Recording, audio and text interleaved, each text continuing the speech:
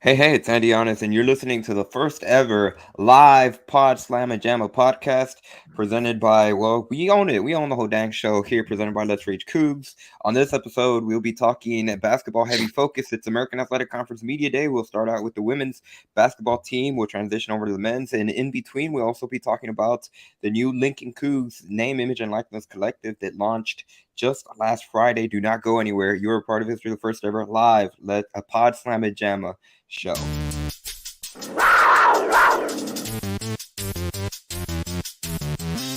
Got high standards, high goals, and we know what it takes to get there.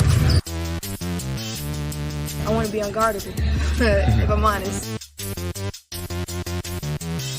Coaches coach, players play. And that's a great place to be in your life, where you can care less what other people think.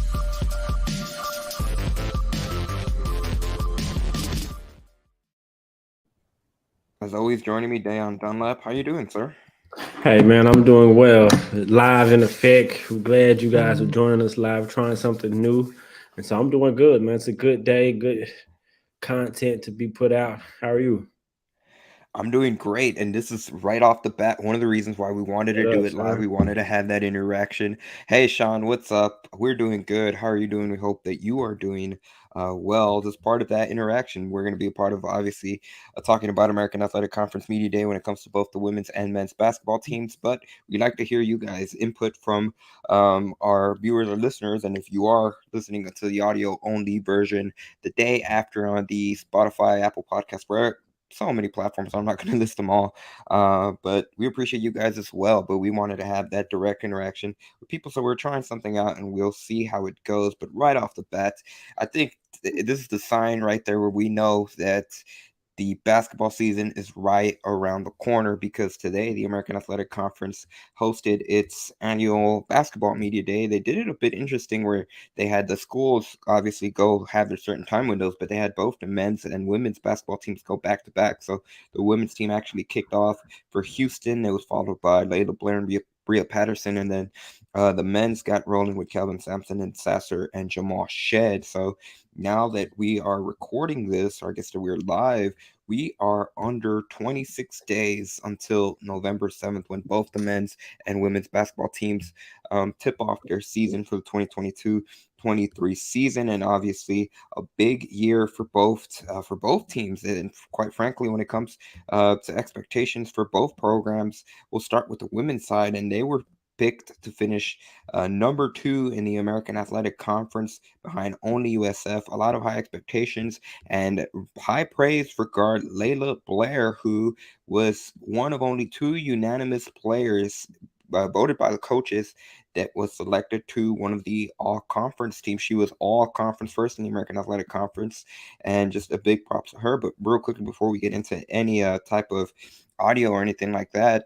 what are your thoughts on where first the women's team was ranked, finished to picked to be number 2 in the conference, and also about Laila Blair and that high praise she garnered from fellow coaches?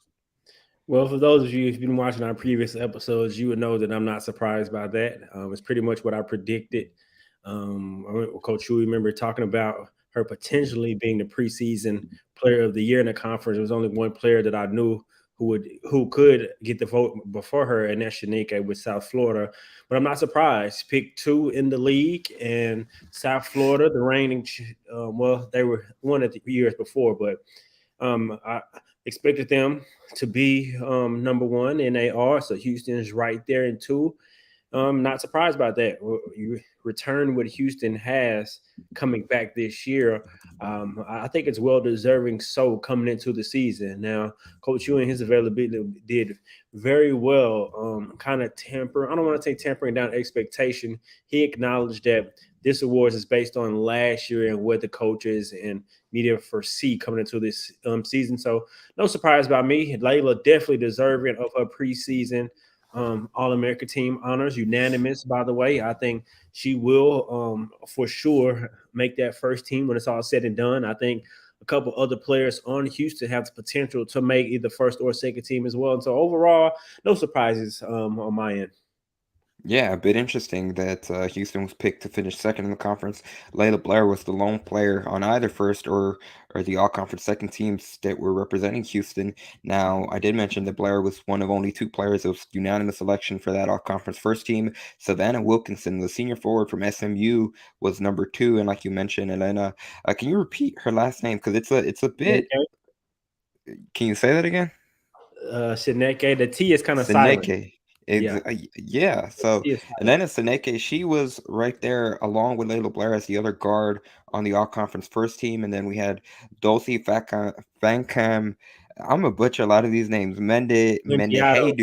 Mendiado from Mangiato. also Mangiato, another forward from South Florida.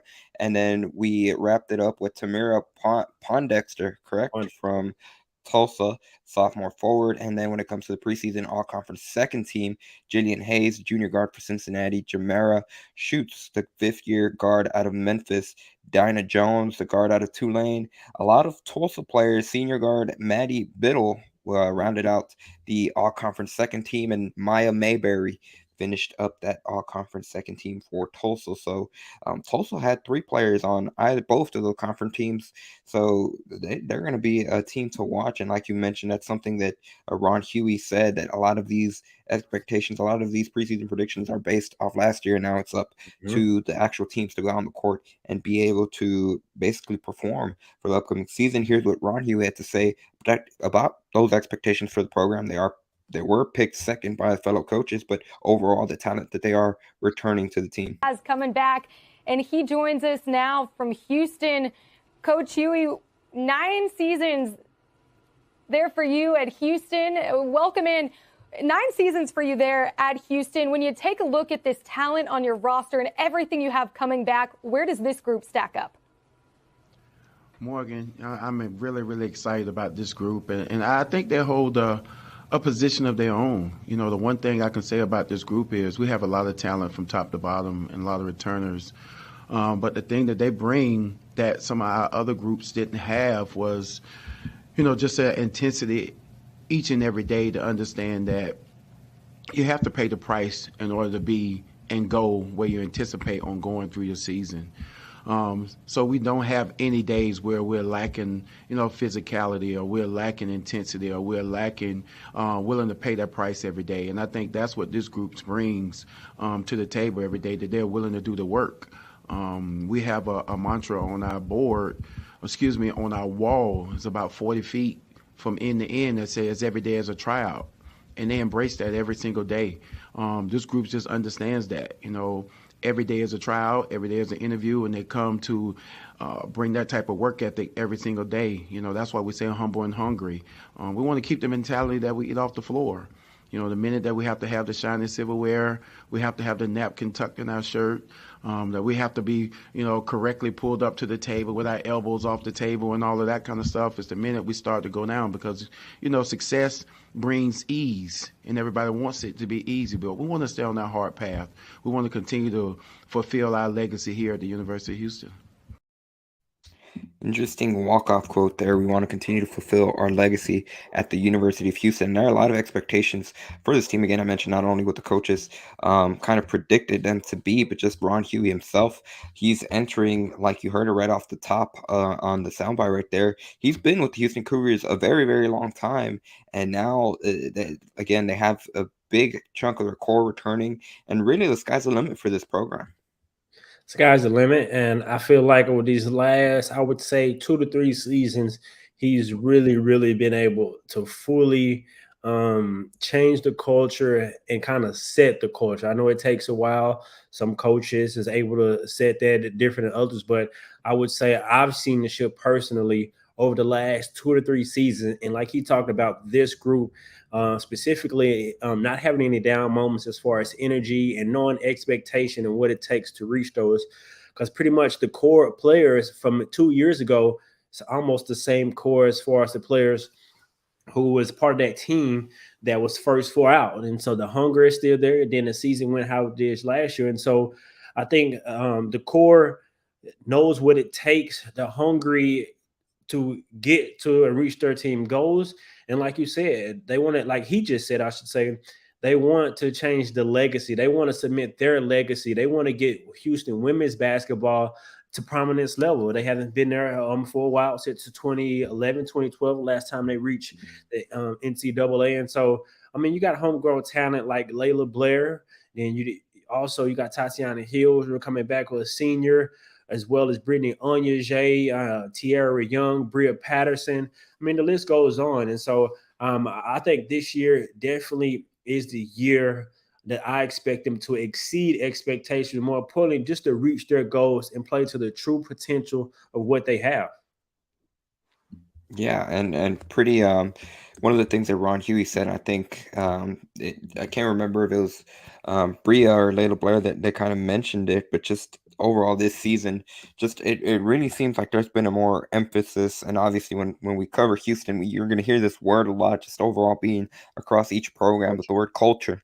you read it right out of my mind. But one of the interesting stories that Huey shared with us was that they have a mantra on their board that says every day is a tryout. That's kind of the thing, that something that Huey has told us in the past, just in terms of obviously how last season went, especially starting off the season. It was a bit of a roller coaster during non-conference play, and it kind of lingered into American Athletic Conference play. And once they were able to get towards the tail end of the season, it certainly looked like they had hit their stride. But it's really going to be much more of an emphasis for this team to be much more consistent, starting right out the gate strong, and not necessarily having those kind of ups and downs that they had a season ago.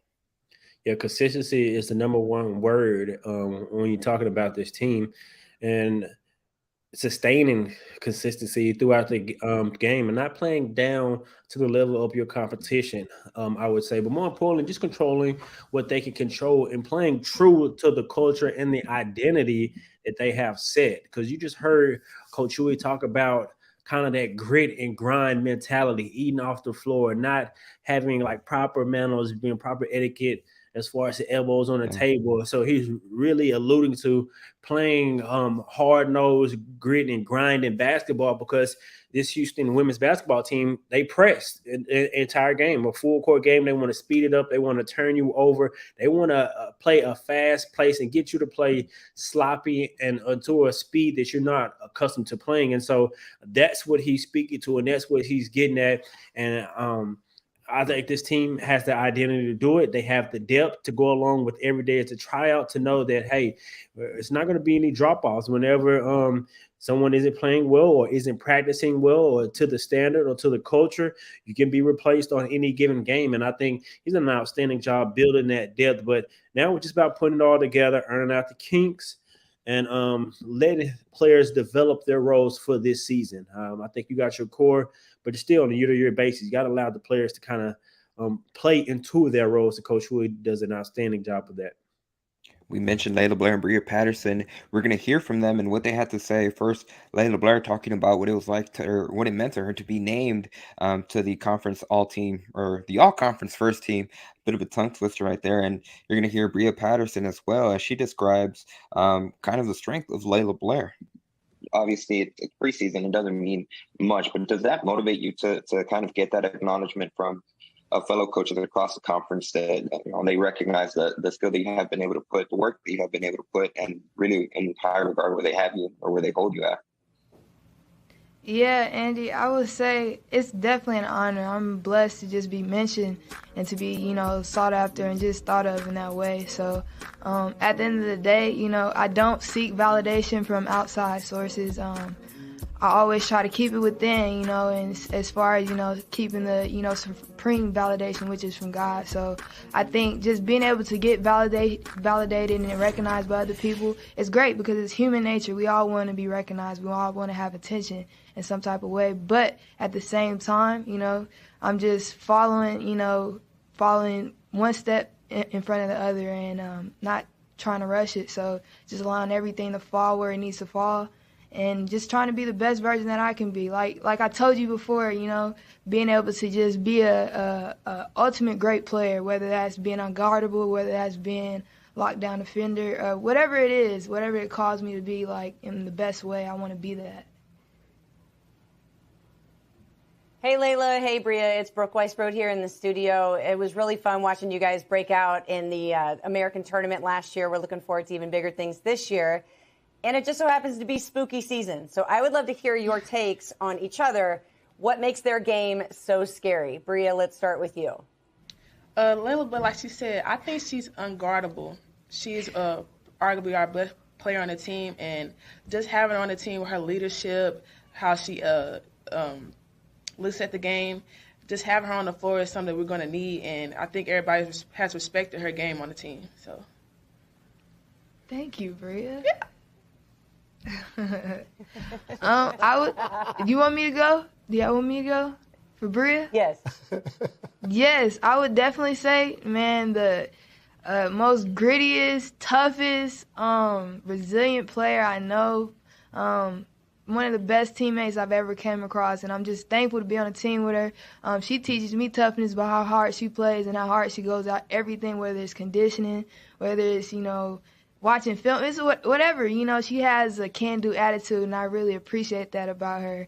And like I said, it's sky's the limit for her. She's not just this tough player. She actually can, get buckets too. So, I mean, that's going to be seen this year, say less, do more. So she's going to show it. Say less, do more. You got to see a lot of really, even though it's a little bit, and they're just having fun, but you kind of see a lot of the team chemistry and their interactions as well. Yeah, you see the team chemistry, and you see the connectiveness, the chemistry, like you said. But I want to talk about Bria's game, because she's one of those players who can really, as a positionless player, can do everything on the floor. And I think if she continues to expand her game and look to be just maybe a little bit more aggressive on the offensive end, it can only open up the floor for everyone else, because she plays the 4 spot in which she guards forward, and she can also pretty much guard every position on the floor. But she has the ability to catch the rebound and push the break in transition, and also in the half court beat players off the dribble. And so I think in times she should be maybe just a tad bit more selfish just to look to score, because when they get offensive production from her, specifically to scoring, it really, really makes Houston hard to beat. I can't remember the numbers off the top of my head, but the games that she played and scored over double digits, Houston had won majority of those games. She's going to rebound. She's going to do that. She's a good 3-point shooter. She continues to be consistent, knocking down her 3-point shot. I think she is the key not only to their defense, but specifically offense. Defense, Coach Huey just raved and said she's the engine that makes them go. She jump starts the press. But, man, Layla, I love the chemistry there, because she's talking about leadership, and Bria has been there for a while. And one thing that stood out to me that she's talked about is toughness.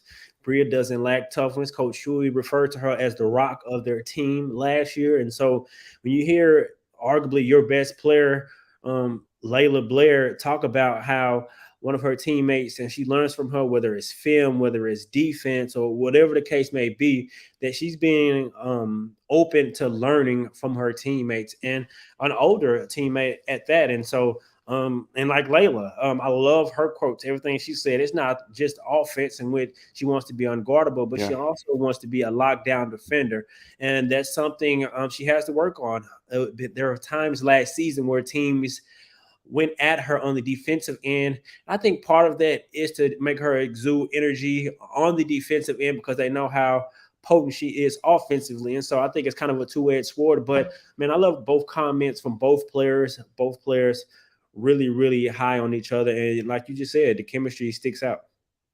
Absolutely. And kind of the quote of media day for the women's basketball team, the sky's the limit. And it's going to be interesting to see if this team can put it together and really what they can do in the final year in the American Athletic Conference. They also will tip off their season November 7th. They will be on the road against Louisiana to tip off their season. But exciting times for both programs. But don't go anywhere right now. We are going to transition to our second segment. It's going to be a bit weird because we're having a segue. We never had to do a live segue. So I'm going to take this opportunity to kind of take the full screen there. If take the full screen for a second and just plug the show sponsor. Since we are doing live, we have live segments for Pawd Slama Jama. You can sponsor the show if you are familiar with our Let's Rage Cougs post-game show on the Houston Roundball Review YouTube channel. By the way, you can catch that after every football and men's basketball game this season.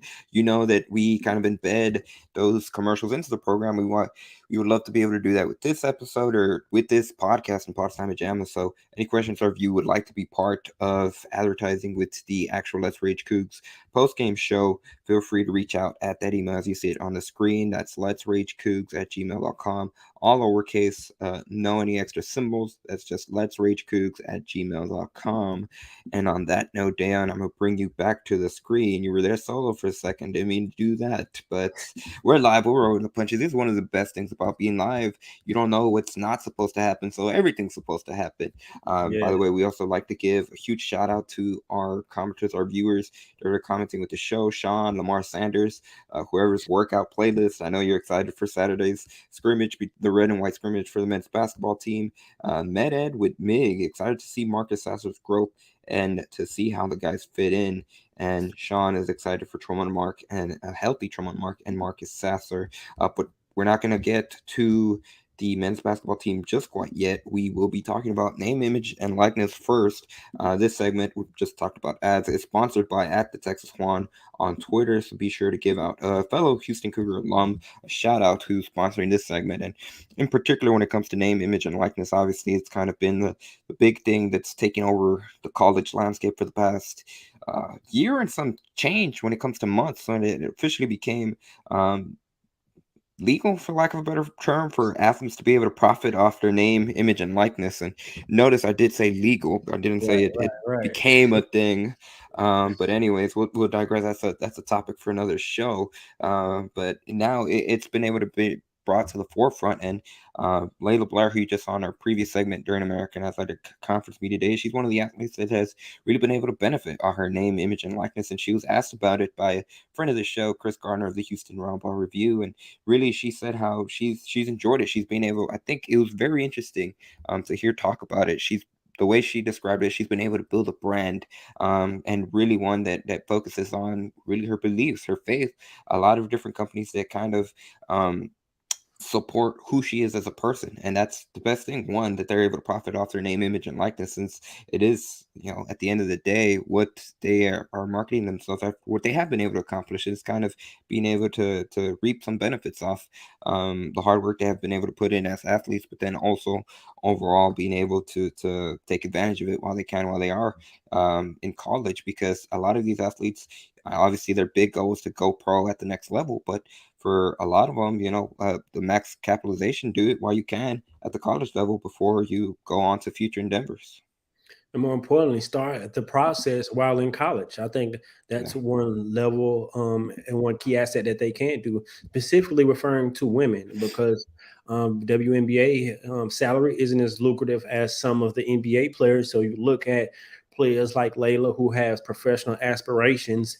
You look at a player like her who can continue to build her brand, and that can follow her into her professional career. You continue to monetize yourself and your brand, and people follow you no matter where you play, where you go, all over the world. So I think that's something is much needed, and I think she's doing an outstanding job of doing not only that, but just all athletes all over the country, but specifically to Houston. I love how Houston is getting behind their players, whether it's football, basketball, all sports. And I love all the local businesses. And now the school is partnering with ways to kind of invest in the players, because, I mean, let's be frank, the players make colleges so much money. College coaches get paid, everyone's get paid, and now players finally get a piece of that pie. I'm glad to see my alma mater, my University of Houston, being a university that's really, really partnering and trying to help move the needle and help players with that NIL.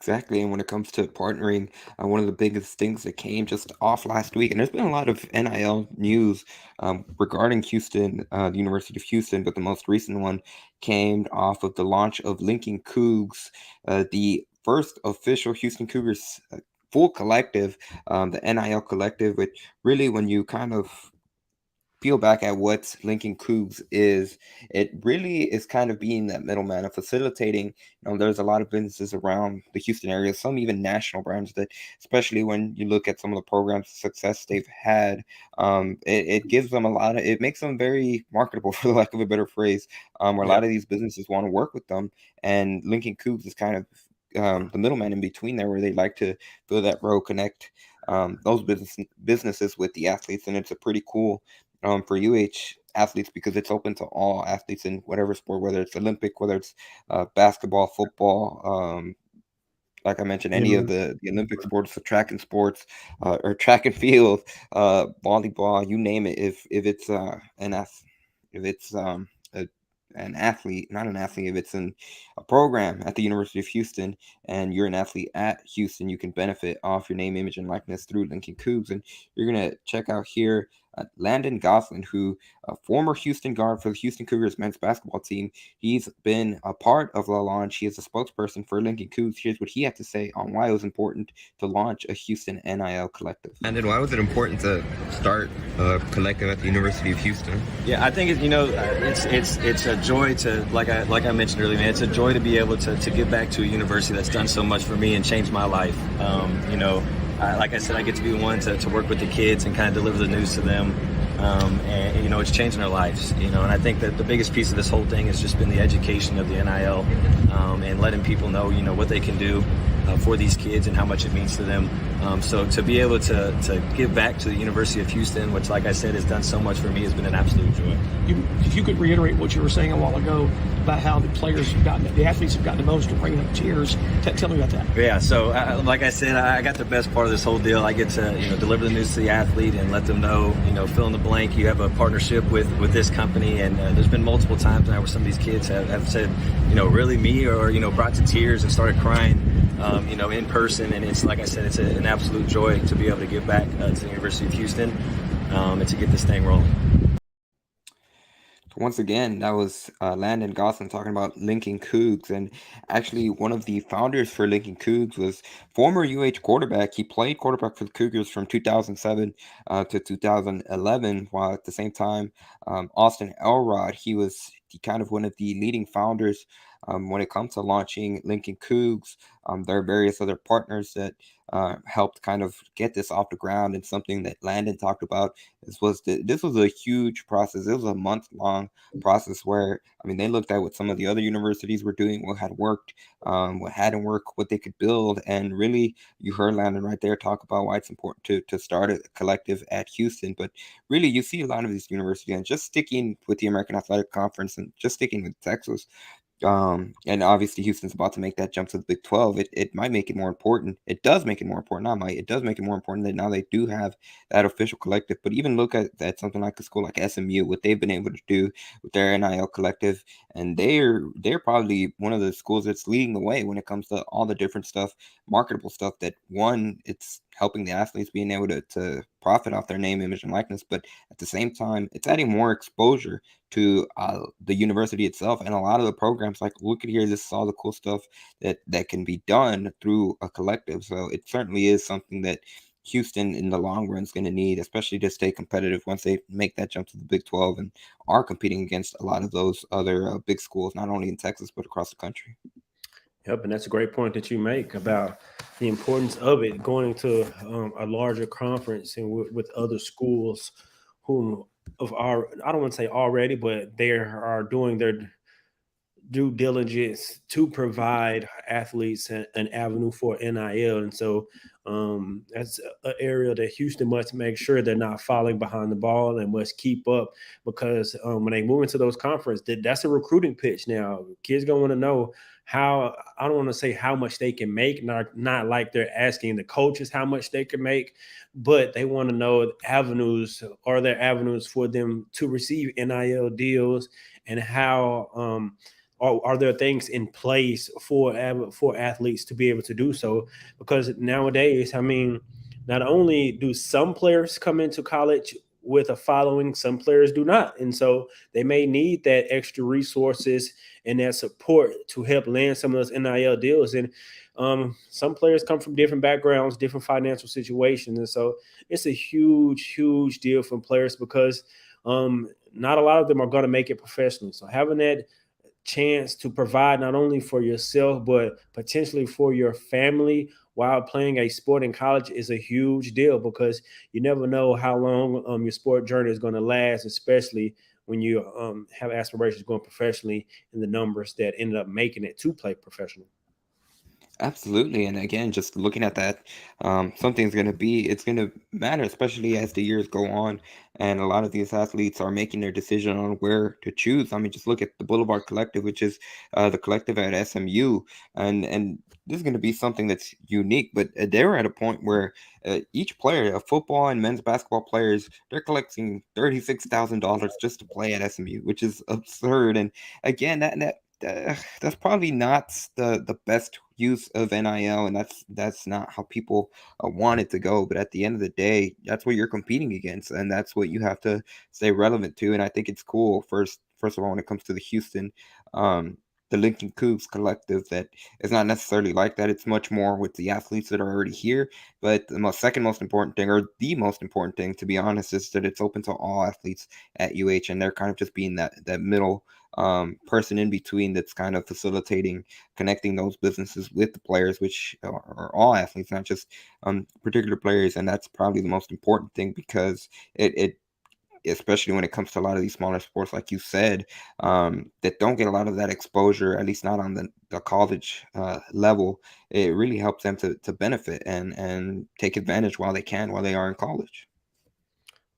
For sure. And it's a huge deal. It's a must-have. I like everything about it. I like players making $36,000. I wish they could make more. I love everything about it. I'm pro player.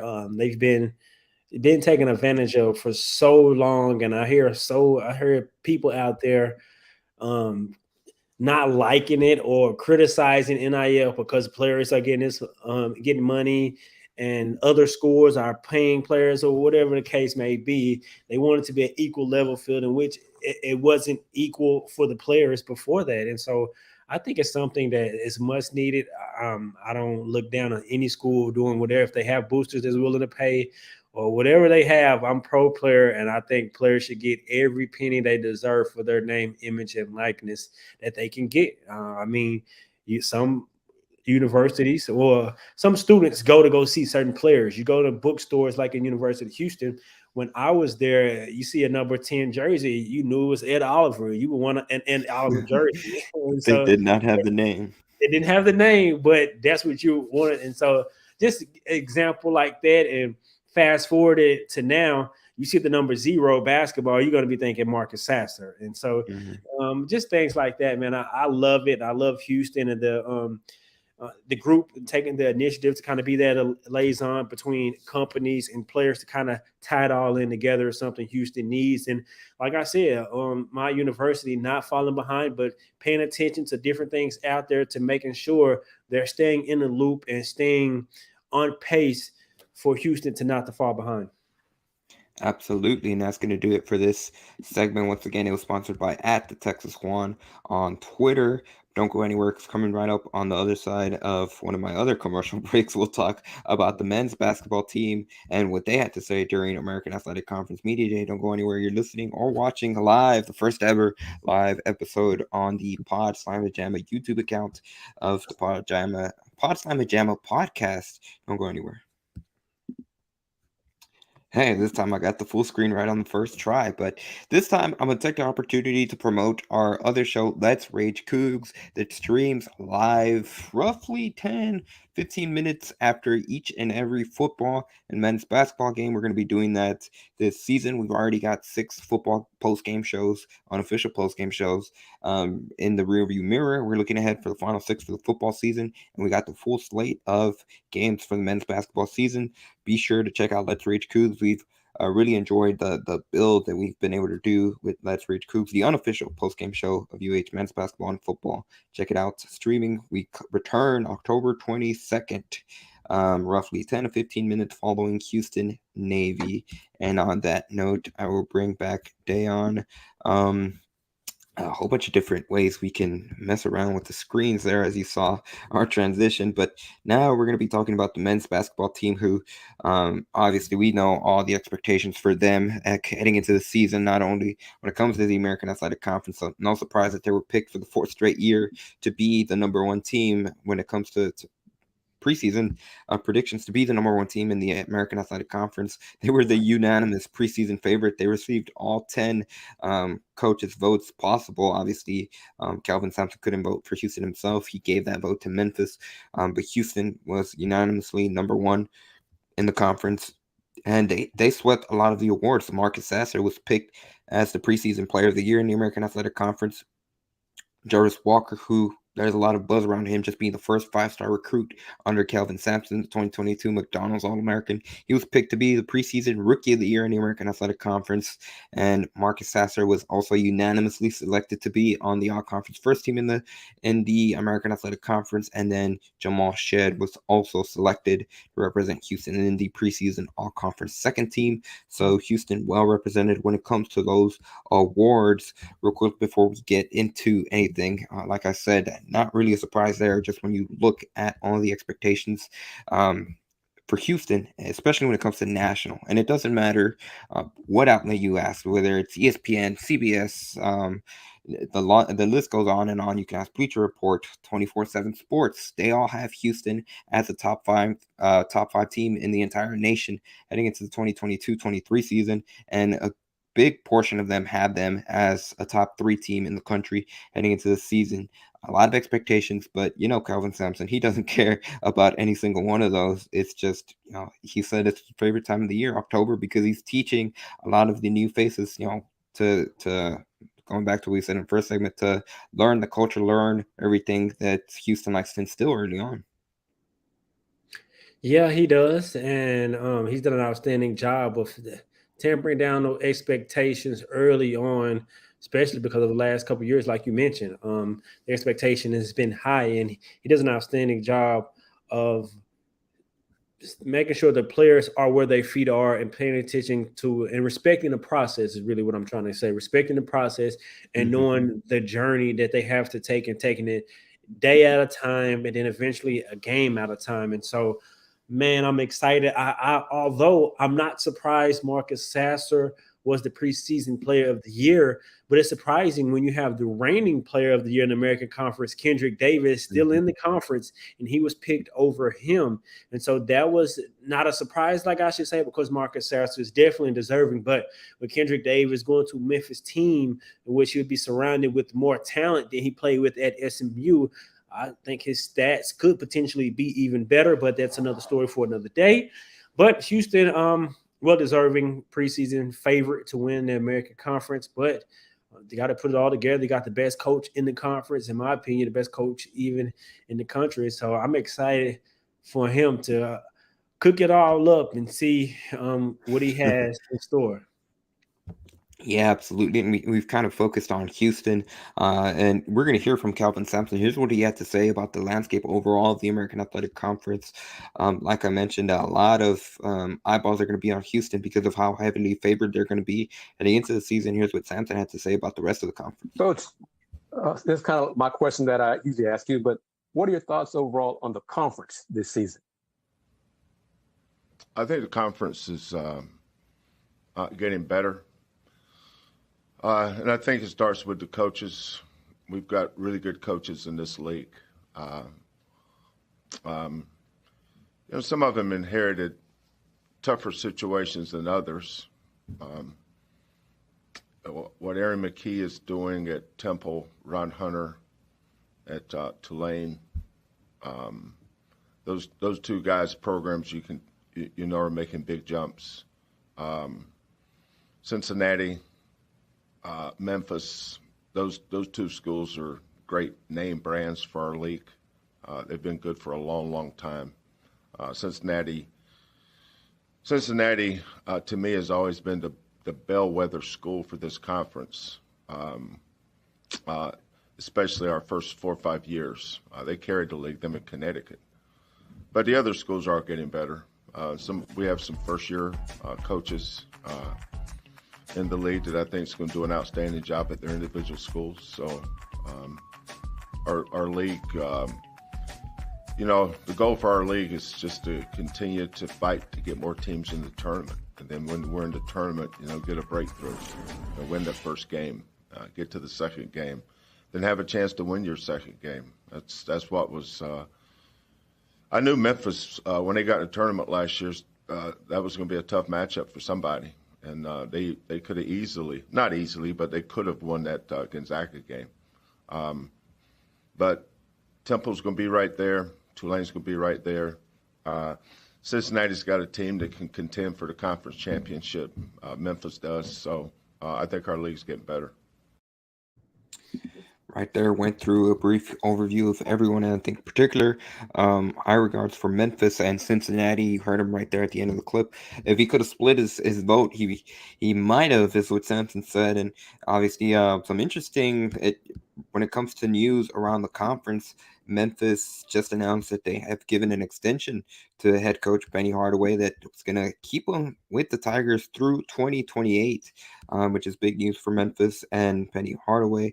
But just right there, you heard Kelvin Sampson kind of break down around, really give a good scope of the conference. I think he did a good job of highlighting just about as many teams as possible, and especially he particularly focusing on Tulane, Temple, what those programs have been able to do in the past, and especially kind of build. This is going to be the final year for Houston in the American Athletic Conference. They're certainly going to have a huge target on their back from a lot of these teams, probably from all the teams that they play starting the conference season, just because they want to make a big final statement to Houston. They're already going to be so highly favored when it comes to national rankings and all that.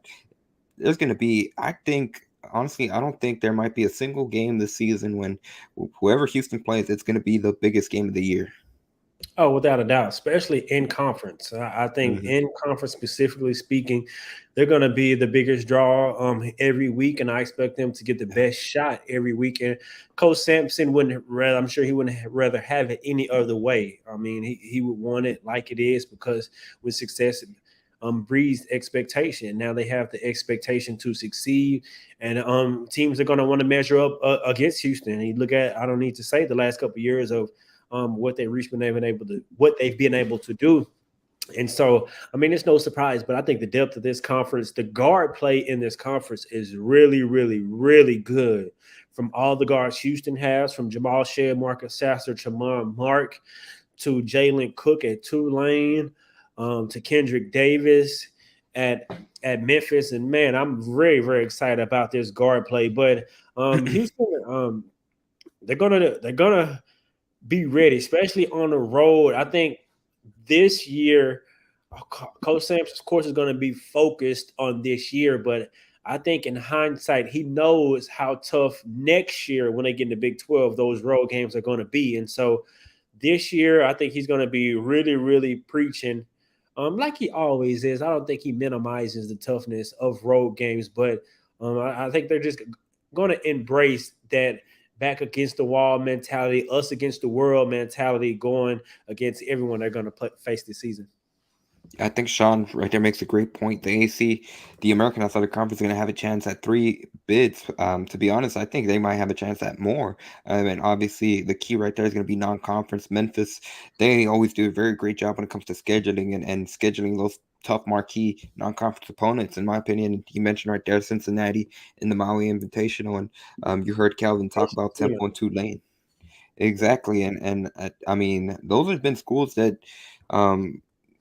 And credit to Sampson there when he was talking about Cincinnati, that during the early years of the conference, he called them the bellwether school, that really, especially when Houston kind of first started getting into that rise, the years 2017-18, Cincinnati, it's always seemed like was the team that really gave Houston a lot of fits. And, you know, Cincinnati's had a bit of a up and down in the past few years, but it always seems like they find a way to get into the. You muted yourself, Andy. That meant to do that because we were live. But anyways, we saw what Memphis was able to do last season. Not only were they able to win in the NCAA tournament, but they gave Gonzaga all they could. And you heard Kelvin Sampson there said it. I I agree. There was a time where they could have certainly were in the game against Gonzaga, and they could have they certainly gave the Zags all they could in that tournament game. But I agree with you. That depth overall for the conference is going to be really stellar. And I think what Sean alluded to right there when it comes to the non-conference, that's probably going to be key when it comes to respect for the conference from a national perspective. Because at the end of the day, that's really what's going to be the big thing, because especially with the national pundits, depending on how the league does in non-conference play, it certainly might turn a lot of eyeballs. And when it comes to respect for the conference, and like we mentioned at the top of the segment, there's going to be a lot of teams gunning for Houston, especially once the conference part of the schedule does begin for Houston. I did want to add one other thing from one of our commenters, Kickface, and you see right there, he talks about the Houston UCF home and away game for basketball that he's referring to. He called it kind of lame, but he's referring to once Houston just goes into the Big 12. Reportedly, the Big 12 wants to pair a lot of the teams to have a home and away for each season. And Houston and UCF has been reported to be that matchup, which they have history when it comes to being in the American Athletic Conference. But that's going to be interesting to see once they do get into the Big 12. But that's beyond. We'll focus back on this upcoming season in particular. Obviously, the two players are going to be a lot of eyeballs on when it comes to Marcus Sasser and Jamal Shead. Marcus Sasser, because of the season, the tear that he was on a season ago before he suffered that foot injury, and then Jamal Shead and what he was able to do when he rose, especially during that NCAA tournament run. He really got to be able to show a national stage what he's able to do. And I think it's interesting where Calvin Sampson mentioned it, that I think the question was asked how Shead was able to essentially kind of grow into a bigger role with Sasser out. But Calvin said that he had kind of, when it came to early season growing pains after the first half of the Wisconsin game, where I can't remember what exactly they were down. I think they might have been down 20 at halftime, and they rallied to make it a very close game in the second half. They lost. I think it was on the final possession, if I remember correctly.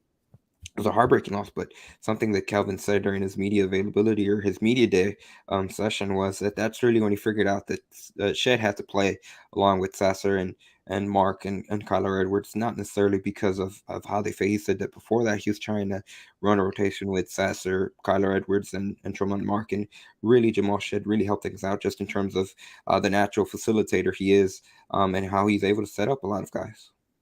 Yeah, and I think him, in regards to that question that you're referring to, he was mentioning and how before the injuries that took place for Houston last year, that Jamal was already in that start lineup, and he was referring to Jamal being the better fit as far as for what the team needed with him and Marcus playing together. And I think from just strictly Jamal's perspective, man, the point guard position is so good in the American Conference. He is the first conference talent, but it's going to be hard for him to crack that with the likes of Kendrick Davis and Jalen Cook. But specifically to him, his playing style and how he's grown throughout last year, I expect him to take an even bigger step this season, especially with his assist number. I think he can average a double-double.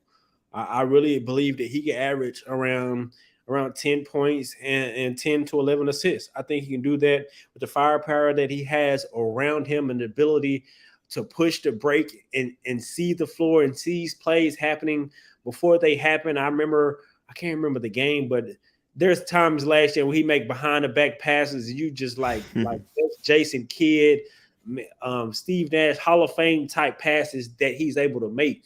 And when you have the likes of Marcus Sasser, you got Tremont Mark, Jairus Walker, Terrence Arsenault, and the list goes on. All the players that he's going to have running the wings with him, and then they have Corset when they run that pick and roll action, he's going to be able to make the right decision. So I expect his game to grow even more. And I think at times last year with the injuries, he was forced to have to look to score more because at times they wouldn't have the scoring threat that they would have. It'd be on a night-to-night basis last year, but I think this year is going to be more consistent. We know Mark is going to give you about 20 points a game. I expect Tremont Mark to give you anywhere from 15 to 20 points a game, anywhere in between that. It's seeing what Jarace, J1, and everyone else is going to do. But Coach Sampson's thing is a pack winning. I mean, he's always tempering expectations down for freshmen and realize how can they impact winning.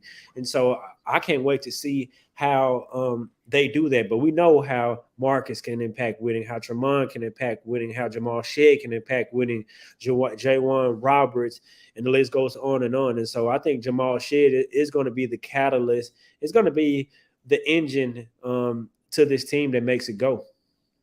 Absolutely. And I think one of the key areas, it's going to be interesting to see where Jamal Shead has grown overall as a player. One of the things, something that the defenses had kind of, when they did play him, especially in the NCAA tournament, especially towards the beginning, they had kind of dared him to shoot from the three-point line. It's going to be interesting to see how he's grown in various different areas. And obviously you mentioned freshmen, specifically Jairus Walker, and Kelvin Sampson was actually asked specifically about Walker, and Sampson, like you mentioned, didn't necessarily to say temper down expectations, but he was honest just in terms of, if anyone's expecting Jairus Walker to come from the get-go and dominate, he said that they have a misconception of him because he is a freshman, and that certain phrase that he uses where he is starting right now is so much farther behind than where Fabian White was just a season ago. And obviously when it comes to Fabian White, he's been around with the program for so many years, became the winningest player in Houston Cougars history.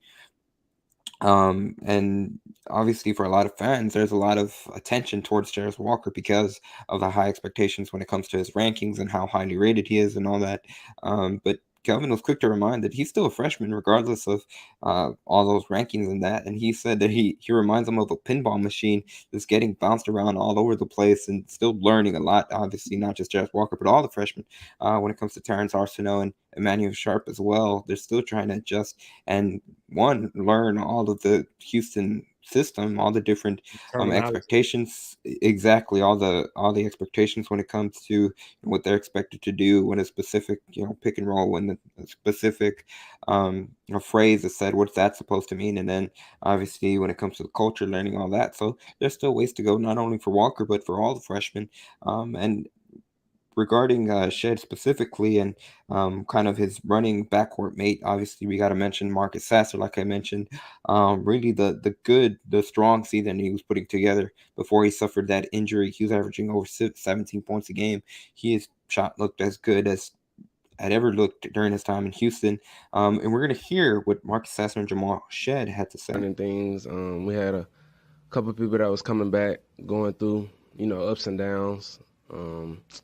But just staying true to the culture, Coach just always told us, fight through adversity and things like that. So from my freshman year to now, just staying with the culture, seeing things go good and then seeing things go bad, but just always staying true to the culture, it's always going to be a good outcome when, just staying true to the culture.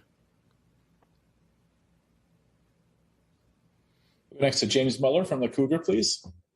Yeah, Marcus and Jamal, this is for both of you.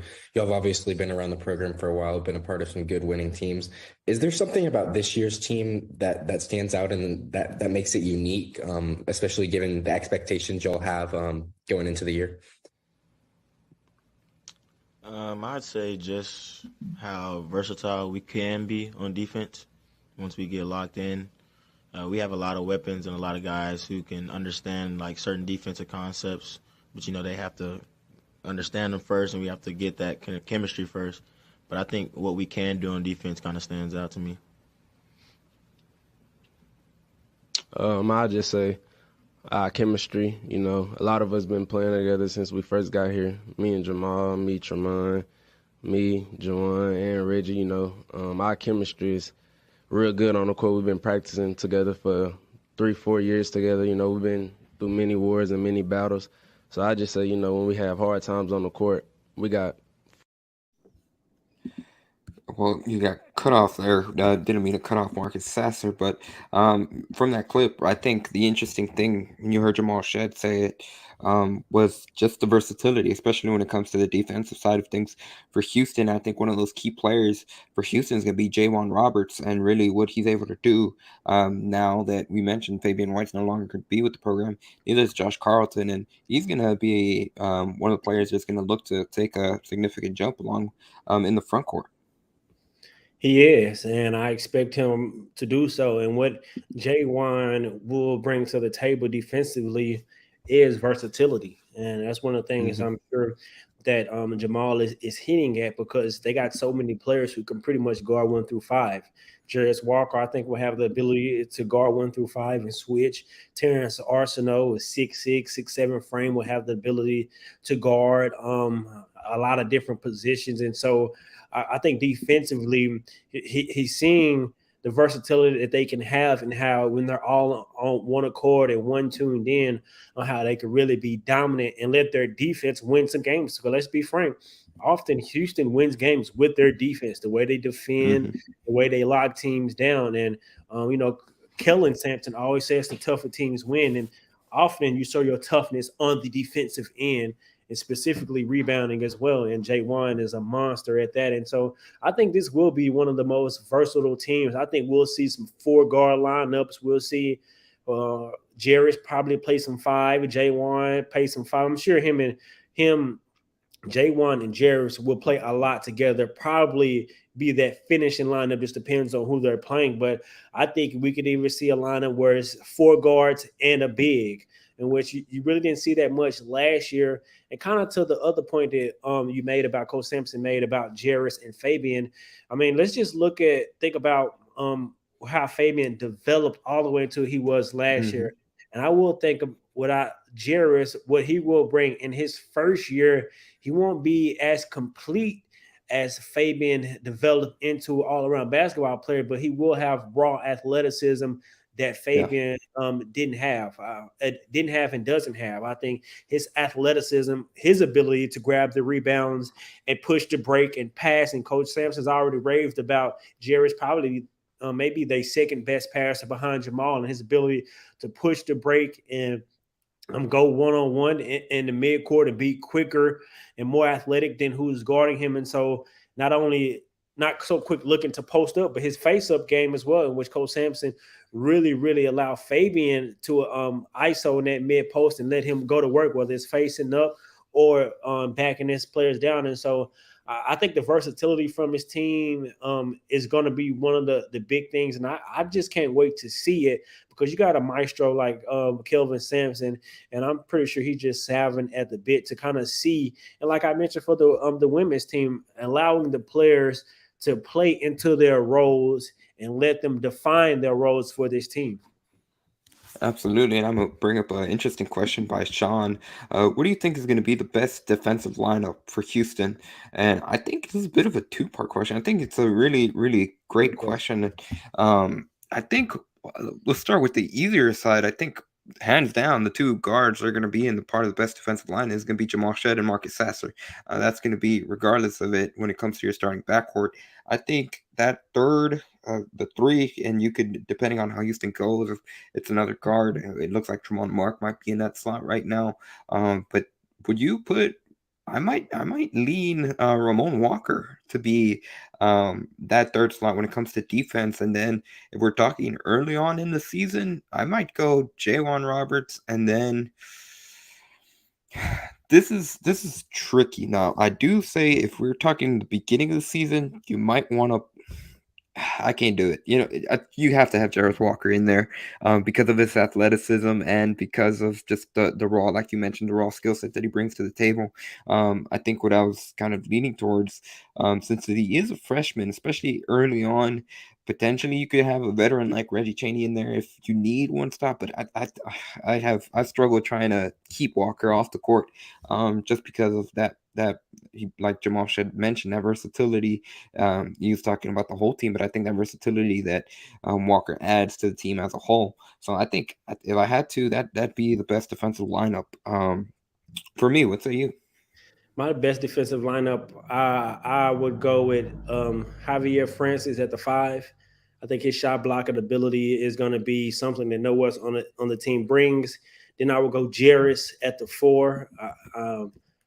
I think he may be a slight better defender than J1. I think J1 is a better rebounding, but rebounding and defense they do go hand in hand. But I'm just strictly talking defense with the question. So I would go those two as my bigs. Then I would definitely go Ramon in there, Jamal, and I would go with Marcus. I would go with Marcus. That's just strictly best defensive lineup. Who I'm thinking I need a block shot. I need whatever I need on the floor defense. I need to stop. I would think that's the best defensive lineup. I'm not saying overall that's the best players, but strictly to the question, I would go with that as my best defensive team. No, and you make up great points. I think it's going to be interesting to see what JVA Francis can bring to the table. He's one of those players that didn't necessarily get a lot of minutes a season ago, and it's going to be interesting to see how he kind of finds his niche now with another year under his belt under Kelvin Sampson, the Houston Cougars program. One more note I did want to bring up from Sean, and he did mention there's been report from Matt Norlander of CBS Sports that Terrence Arsenault could be a starter by the season's end. What are your thoughts on that? Well, I have seen that report, and Dan, I'll take it first.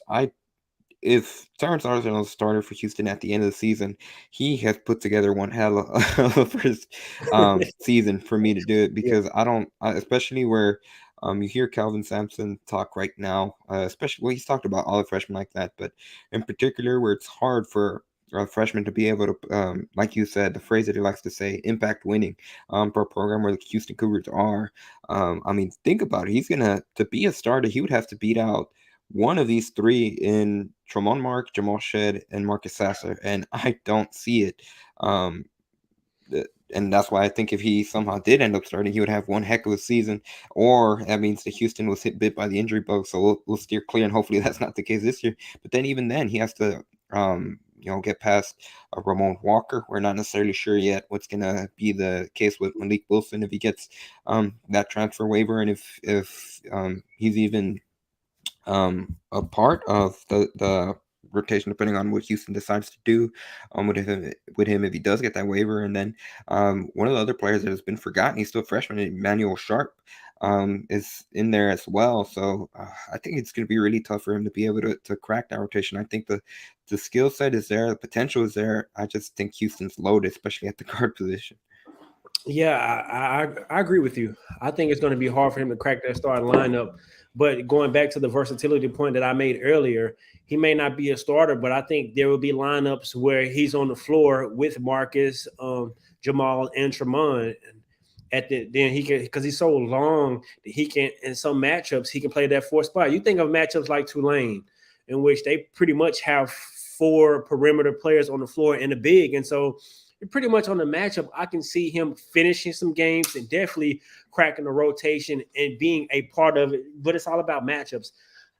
For him to be a starter, like you said, he have to have one hell of a season to beat out one of those other players, in which it could possibly be so. But that's one thing I will say about Coach Sampson.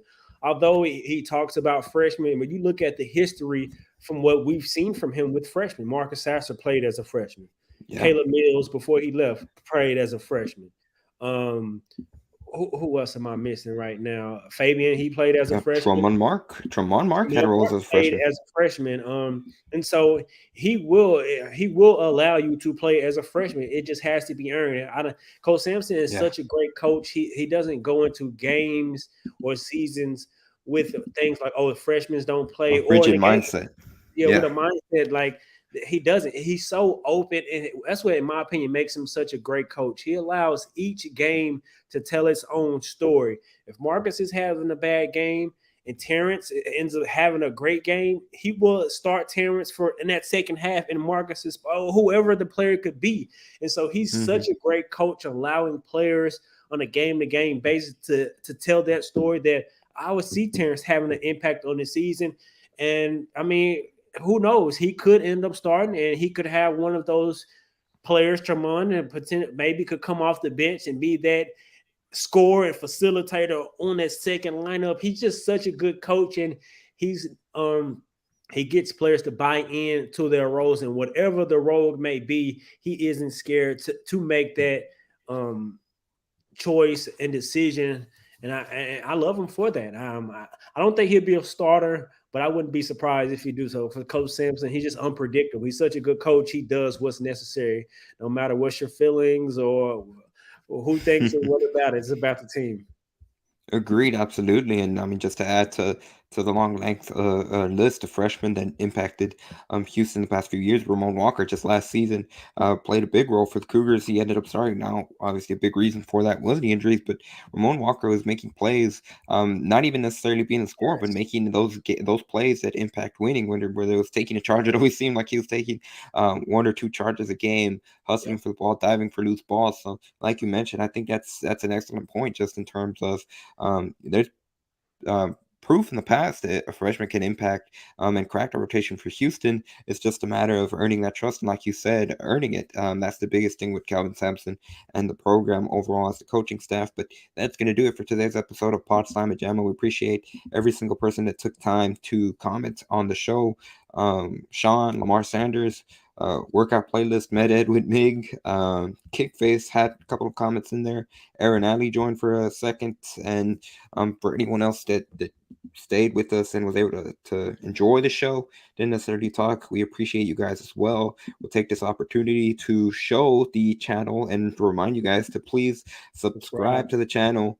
We are on the road to 1,000 subs. You see right there, we're currently at 321, which is about 32.1% of the way to our goal. So help us out and help us out get to that finish line. It'll really help us out, because once we hit 1,000 subscribers, we can really start cooking, and that's when the channel can monetize and we can continue to make content for you guys that you guys enjoy so much, especially heading into this season that has a lot of high expectations for both the men's and women's basketball team, and a lot of national expectations, and just overall for the Houston athletics scene in general. Obviously, the big move to the Big 12 looming in now less than a year, so be sure to subscribe if you haven't done so already. Recommend to any other supporters of UH Athletics. We greatly appreciate it. Like I said, that's going to do it for today's show. Be sure to check out Let's Rage Cougs. We have a bye week as well when it comes to the post-game show, but we'll be right back October 22nd.